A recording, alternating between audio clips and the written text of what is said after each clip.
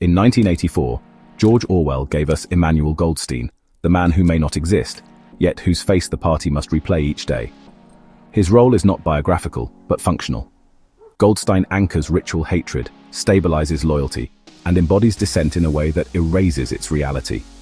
He is the indispensable enemy. In today's American politics, James Comey has been cast into a comparable role.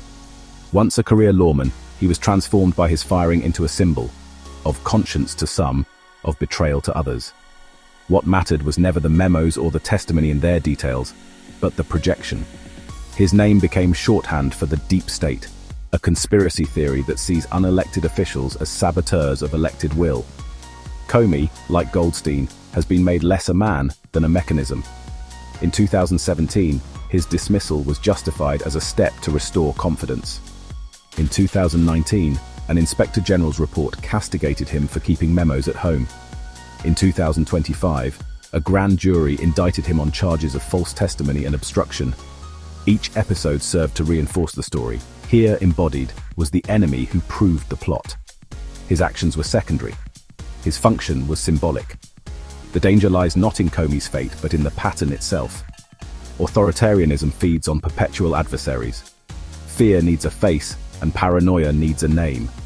By conjuring the deep state as Goldstein, politics creates the very conditions of mistrust it claims to combat. It tells citizens that the nation is betrayed from within, that disloyalty lurks in every agency, that oversight equals subversion. But unlike Orwell's Oceania, our polity remains plural. Comey still speaks, teaches, and writes. His voice is drowned in partisan noise, but it persists. That is the divergence from Goldstein. In a democracy, enemies do not have to remain ciphers. They can answer back.